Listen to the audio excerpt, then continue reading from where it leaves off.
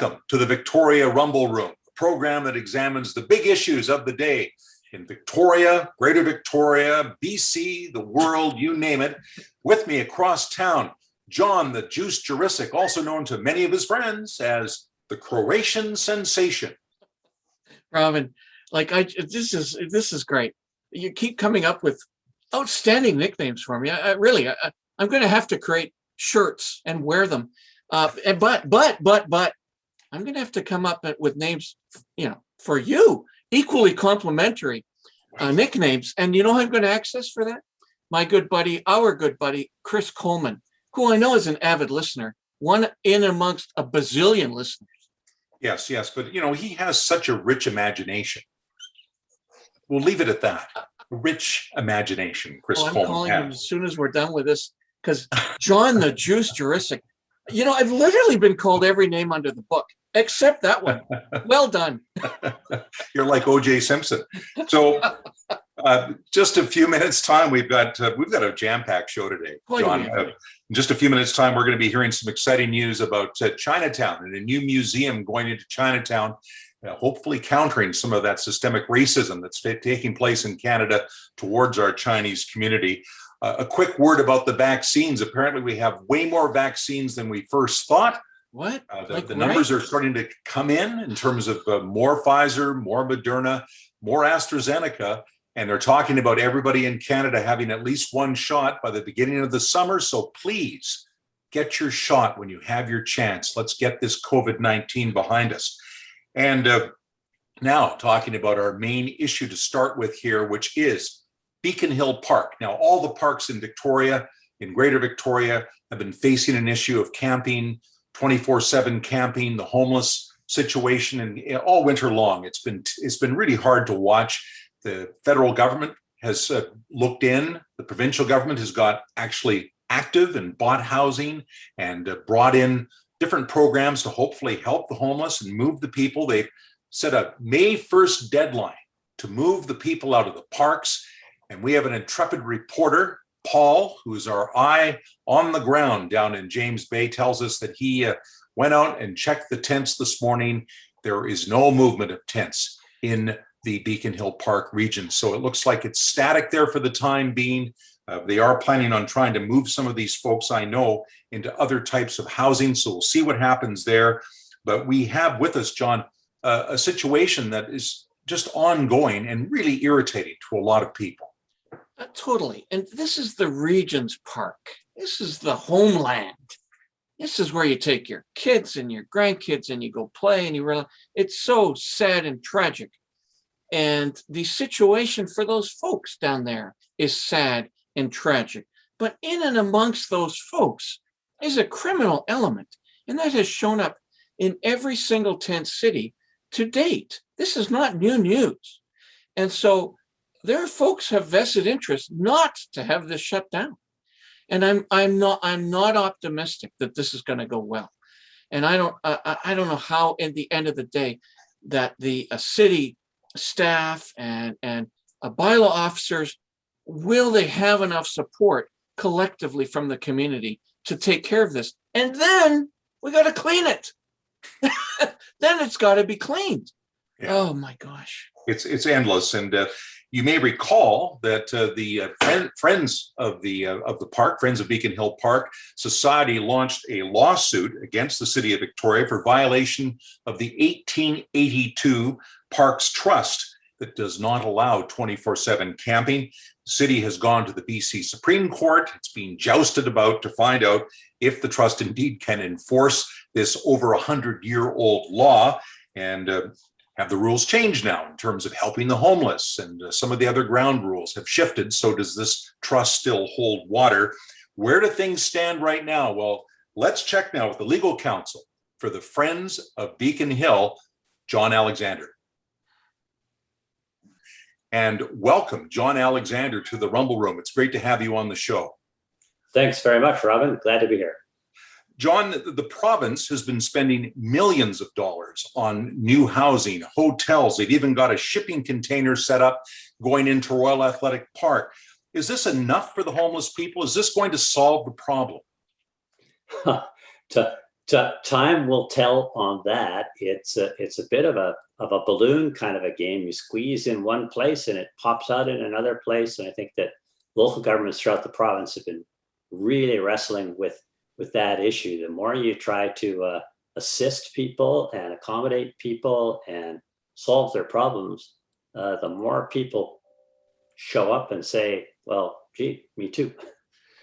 So it's going to be a big challenge, I think, for the province and for local governments who are clearly on the front lines of homelessness and addiction and all of these social problems that are catching up with us.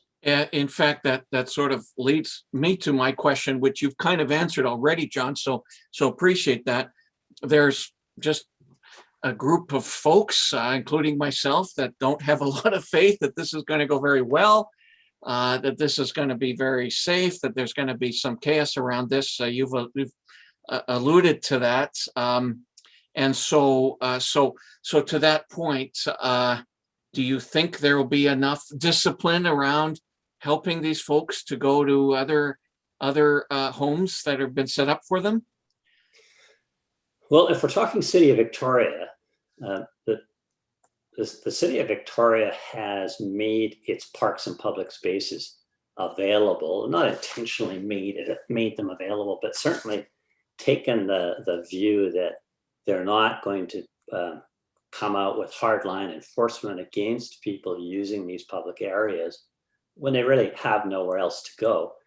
Other municipalities who jumped on this issue quickly and decisively have avoided their public areas becoming somewhat overrun by, or at least some of the areas overrun by, people who don't have anywhere else to go. So the City of Victoria probably can, if it wants to, Right. Tougher enforcement, perhaps move some of these parks, and the park that I'm particularly dealing with these days is Beacon Hill Park, Right. back into its historical uses. Now, we saw in the paper on the weekend, they were interviewing some of the folks that were down there in those tents, and they were very clear that they didn't want to move indoors. They want to stay in tents. They like that independence.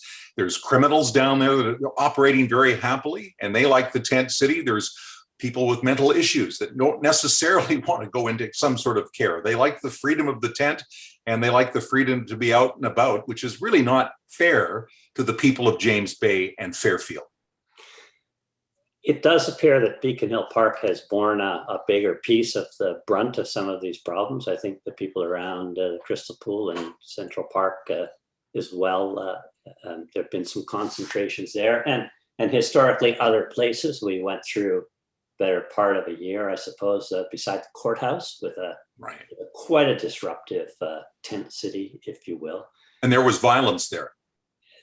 There were all sorts of problems there. The neighbors were very much disrupted, and the business of the courts was disrupted from time to time. I see this really as, at least with respect to Beacon Hill Park, as a land use issue. I'm no expert on social issues or how to treat these people, and certainly don't have any views on whether the historical ways of incarcerating people or locking them up was something that did or didn't work. I don't think society's going back there, but I view this as a land use issue, and I'm a land use lawyer. That's what I do. I deal with local governments who wrestle with how do we use our land? What are the restrictions? What are the requirements? Everywhere from creating parks and open space to high density residential developments. So you're waiting for a ruling from the BC Supreme Court on this very topic. What do you expect? Well, we're not yet waiting for a ruling. There's a process underway. So there have been 3 processes so far with respect to Beacon Hill Park in the last year. The city commenced an action against the campers last summer and obtained an injunction requiring the campers to move out of certain parts of the park. The problem from the perspective of the community, and particularly my friends at Beacon Hill Park, was that the city implied when they asked the court for this order that some parts of the park were quite acceptable for camping. In other words, by saying, we want you out of this area, and specifically not asking that they be out of the other areas, it de facto created the encampment that they ended up with. In fact, the city drafted and presented a plan to the court that said camping permitted in this area, and used the word permitted. I think they realized that that perhaps caused some of the problem, and that's where the people are now. Whether people are going to leave or not, I'm not sure. The difficulty is that it was a permission, a land use permission, which to me is the same as any other zoning. This is what you use the land for. Well, Beacon Hill Park is not zoned for residential use. And my clients say the city should never have done that. Not getting satisfaction there. Last fall, my clients commenced an action in the Supreme Court against the city for a declaration that not only can they not use their bylaws in that fashion to permit residential use of a park, the basis upon which the city owns the park comes from an 1882 trust document. It was granted the park by the provincial government, or the government of the day, in trust on the condition that it be used for and preserved for the use and recreation and enjoyment of the public. And it was described as a public park or pleasure ground.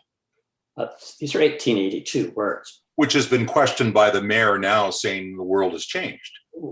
Exactly. So that was the purpose of this second of the two court proceedings, was to the Friends of Beacon Hill Park, which is a society formed to preserve and uphold the trust. That's a specific purpose of that society.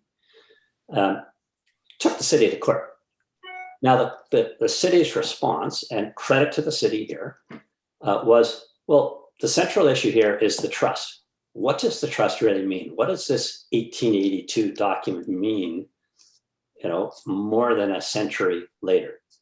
And so the city commenced what is the third of three court proceedings in order to put the trust document in front of the court in a neutral fashion and simply ask the question, does this 1882 trust prohibit the use of the park for sheltering, as they call it, or camping? My clients agreed, as a result of the commencement of that third proceeding, to put their second proceeding on hold. So that's where we are right now. We were in court the week before last in front of the court to seek directions as to how the courts want to handle this, because there are a lot of other parties, including the Attorney General, including the Together Against Poverty Society, including the campers themselves, and probably other community organizations who all want to have a say in this fascinating issue that's going to go to a Supreme Court judge. First of all, John, I think, and I'll give some context to this statement. I just think you're a hero. Okay. I mean, I've not yet anywhere heard this sort of process articulated as concisely as you've just done. So thank you for that. What is it now, Robin? Are we at a bazillion listeners? I think we are, aren't we? Yeah, our bazillion. John, to me, Beacon Hill Park stands, out among. It is separated from all the other parks, in my personal opinion. It is the crown jewel of parks. It's the crown jewel of our Lower Vancouver Island. I don't have any political bias. In fact, I'm friends with Lisa Helps. I helped her in her first election. No political bias. But when I think of Beacon Hill Park, I think of taking my grandchildren there. There's two playgrounds. There is a petting zoo. I will not go a mile close to that park right now. And I don't know when I will, and it's been just removed from our Victorian consciousness as a place to go and relax and enjoy. And so in and amongst all of the stuff you're explaining, thank you. And the people that are supporting you, thank them. We've lost a part of our region, a brand. And I'm just wondering, in your opinion, I know your lane is the legal lane. Have the politicians gone too far? Is there a way to get us back to what I've described? will we ever be able to appreciate the park again as I just described it? I certainly think there's a way through this. I can't tell you what the result will be, but I can tell you this. I think the city probably has it's pretty clever of them to go to the court and say, okay, look, judge, tell us if we're constrained by this old trust, because if we are, great. Now we've got our marching orders. Right? We have 140, 150 other parks in the city. There are perhaps other places. If Beacon Hill is unique amongst them, maybe this is a use because of this old trust that simply cannot happen here at all. And I'm not talking what you see behind me here. And I agree with you. It has been a frightening place in the last few months to a lot of people. Maybe this goes away. I don't wish it on another park in another neighborhood, because another neighborhood group's just going to phone someone like me and say, get it out of my neighborhood. And Right. that might not be a solution. But yes, and I'll tell you, John, I think one of the keys to this is going to be, what position is the province going to take? The Attorney General is going to appear in this court proceeding, and they have said they are going to take a position on what the trust means or doesn't mean in today's world.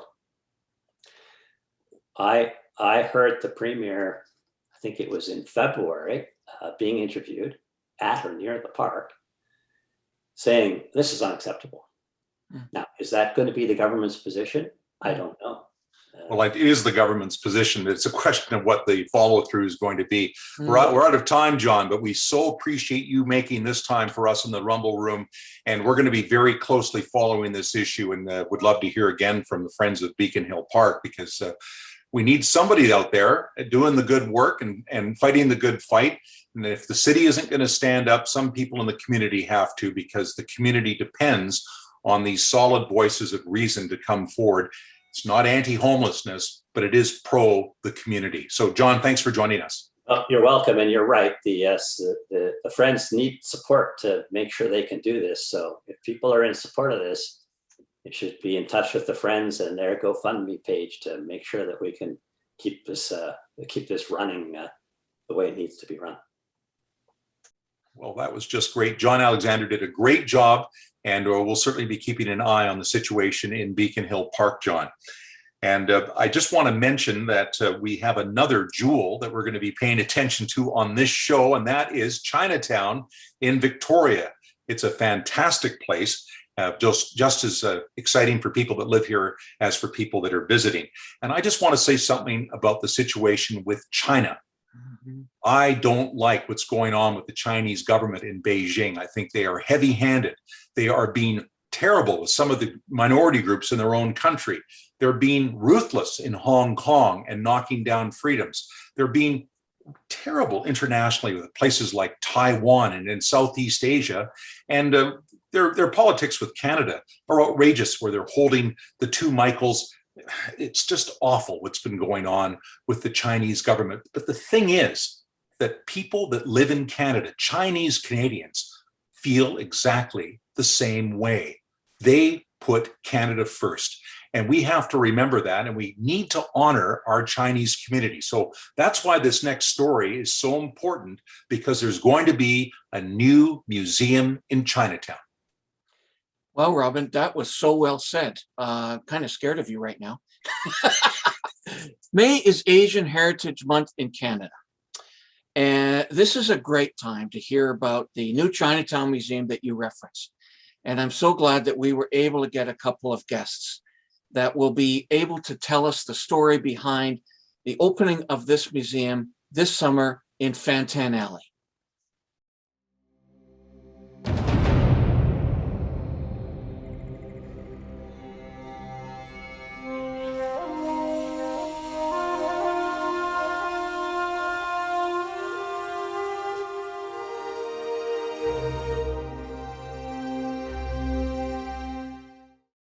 I'm honored to be the moderator of this important discussion, which touches on the opening of a new Victoria Chinese Museum site. And it's thanks to the efforts of the Victoria Chinese Museum Society. It's important to mention that word of this new museum comes during Asian Heritage Month. Yes, the month of May is Asian Heritage Month, which honors the important contributions made by Asian immigrants to Canada over the last 160 years. And joining us is Alan Lowe, who is Victoria's chair of the Chinese Museum Society in town here. And Alan is well known locally. He's Victoria born. He's a very prominent architect and well known because he is a former mayor of the city of Victoria. Alan, great to have you. Thanks, Robin. Great to have you here as well. Great to have you back in Victoria. Well, it's great to be in my city once again. And next to Alan is our special guest from Ontario, the former Senator Vivian Poy, speaking to us from her home in Muskoka. And Vivian is the first Canadian of Chinese descent appointed to the Senate of Canada, where she served between 1998 and 2012. And she was instrumental in May being declared Asian Heritage Month 20 years ago in December 2001. So it's very nice to have you with us here today, Vivian. Hello, Robin. Nice to see you. So let's set the scene first, Alan, with the new museum, or the museum that we're evolving into, what the society has planned and when this is all going to happen. So after we established ourselves in January of 2020, we actually opened up our first storefront exhibit in July of last year, actually 2020, which was Peering into the Past. In consultation and in partnership with the Royal BC Museum and the Salient Group, we were able to put on a storefront exhibit, which people have been able to walk by, see. It was mainly to be a teaser for what is to come. And what is to come will be coming hopefully in July of this year, as we have just recently secured a location in Fantan Alley to open up a new location for an exhibit, which we will have up and running. And as long as Dr. Bonnie Henry allows us to have people coming through and seeing these displays, we will be able to open up our temporary exhibition in July of this year. This is exciting, Alan, and it's great for the community, and our entire community, I'm sure, is going to stand back and watch this and certainly want to get down and see it as soon as possible. And Vivian, I guess this is sort of your inspiration in some ways. It's great to see a catalyst. You've helped bring together Asian Heritage Month. And during this pandemic, it's very important, I think, for us to be thinking about our Asian community in a positive way. At the moment, the government in Beijing, perhaps to many Canadians, is doing some hostile things, or things that Canadians in general are uncomfortable with. And there have been some hard feelings, some of them misdirected at Chinese Canadians. You have to be concerned about that. Yes, actually, it is very concerning. But there is a lot of misinformation out there, as we all know. What happens in China, that's in China. We are Canadians. We are in Canada. And when I talk about Asian Canadians, it is about Canadians who came from Asia. So the two are very separate. And when anybody talk about, oh, what happens in Beijing, they're communists, so all ethnic Chinese are communists. I've heard that on the news, but Chinese is not communist. The two are totally, totally different. This actually has a lot to do with systemic racism that started in Canada when Asians first start to come to Canada in mid-19th century. So it's systemic, and it just comes back again and again whenever there's an excuse. So this pandemic is the latest excuse, because we all have seen what happened before the Second World War, but even after. In recent years, do you remember the Asian, the large immigration from Hong Kong to Canada in the 80s? There was a huge amount of anti-Asian racism. So it doesn't matter. It wasn't a disease. People were bringing in investment. Same thing happened. And it's very unfortunate what is happening today. And it's because it's fanned by the rhetoric of Donald Trump. Didn't help. So, it just a huge amount of misinformation. And I would like to, with Asian Heritage Month, it is about sharing. It is about building bridges and having more understanding between different groups, between Canadians who came from all over the world. And I hope it will improve things during the month of May. We all hope that, and we all came from somewhere at one point. Exactly. So we all share that as the children of immigrants at some generational level. Alan, maybe you could get a little bit more perspective for us on the history of the Chinese community in Victoria. You touched on that. I mean, we've had a Chinese community here since the gold rush, and maybe talk a little bit about what you can see even in Chinatown that reminds us of that different time and how that Chinese community have made their mark. Definitely. And as Vivian was saying, Asian Heritage Month is about sharing. And what the Victoria Chinatown Museum Society wants to do is to share with the public the Chinese Canadian history of British Columbia and Victoria specifically. As you had mentioned, Robin, the first immigrants that came to Victoria actually came here because of the gold rush in 1858. Many of them came by boat from San Francisco, and Victoria's Chinatown was established. Victoria's Chinatown is actually a national historic site from Canada here.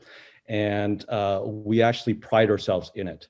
We have many intact buildings, historic buildings that have a lot of history. And if only those walls could talk, we could hear about many of those stories. Within the Chinese community and within Chinatown itself, we would actually classify it as a living museum, one that shares a story. And the museum doesn't have to be within four walls, because when you go down the streets of Chinatown, whether it's Fiskard Street or Fantan Alley, you could see history in the making. You could see the history of the buildings. You could see the various businesses.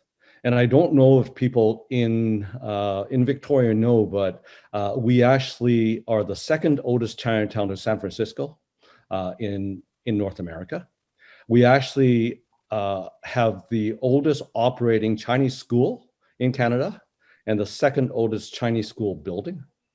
We have the oldest continuously operating Chinese temple in Canada, which is the Kung Temple on Government Street. And we have North America's oldest surviving Chinese business, which is the Loy Sing barbecue shop on Fiskard Street. So there's a huge sense of history here in Victoria Chinatown, and that's one of the main reasons why we believe a museum in Victoria Chinatown is so vital. Between the earlier immigrants and the later immigrants, the biggest difference would be, I would say, class. If you are of the working class, you come in the same way. There's chain migration, and you have problem with language. And then when you get to a new country, you don't have time to learn English because you're holding 2 or 3 jobs, just trying to feed your family, keeping afloat. So the stories are actually very, very similar today. Now, of course, later on, since the 80s, the women who came, a lot of them were educated, or they came for education. Actually, I came to Canada way before, because that was in the 50s. But these were the later women who came. They came for university, or they were already university graduated, and they came to work. Or they were business people or investors. So it's a matter of the class of people who came. what is easier for those who already are educated and they have English language skill or French language skill if they go to Quebec, and if they are the working classes, it's very, very similar. My grandfathers came to Canada in the early 1900s. And then the Exclusionary Act of 1923 through 47 did not allow any of their families to join them. So there were a lot of Chinese men in Victoria where their families were still back home in China. And similar with my grandfathers, they came here to work. They all thought that they'd come to Canada and make a good living and provide for their family back home. In the Chinese language, they would have said that Victoria or Canada was like the Golden Mountain, which is Gamsan. And so they would be here. They would be living in Chinatown, and they would be living with their friends that were also in the same situation. They essentially did not even have their children, or my parents didn't arrive in Canada until 1958, a year before Vivian came to Canada. And I was actually living in the second floor of a building in Chinatown that's still there for the first 3 years of my life. So, you know, we were very connected with Chinatown and the Victoria Chinese community. Over the time, I've heard many stories about discrimination. I've heard many stories about how difficult it was to break barriers, but the Chinese culture was work hard, don't let that get to you. And at the end of the day, you will be able to prove to the public that, you know, we are all Canadians, we can all work together, and we could be stronger because of our cultural mosaic. And I think that many of the Chinese Canadians have proven that. And I think that they've earned the respect. And you could see that with many people that are now professionals, many in the political arena, many that have been appointed. Those are the reasons why people look at saying that hard work pays off.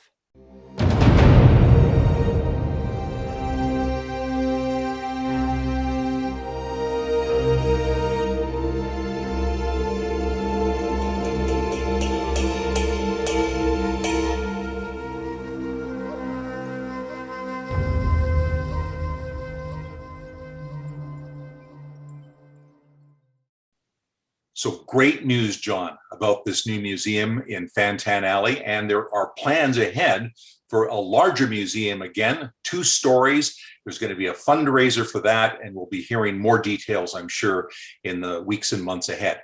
So that's good news. Yeah, Robin, that was an outstanding session. It was great to hear Vivian Poy, an ex-senator, and for her to give the context of why we need to have and celebrate, why we need to celebrate such a month. Great to hear that. Yeah, it was great that our friend Kevin Singh brought this to our attention, and we appreciate that. And anything we can do to help some of the different communities in Victoria raise their profile a bit, I think it's worth our time, and hopefully people appreciate it. Coming up next week, we swing around and take a look at the possible cancellation of music classes in Victoria schools. The school board in Victoria, District 61, is talking about eliminating music class to save $7 million.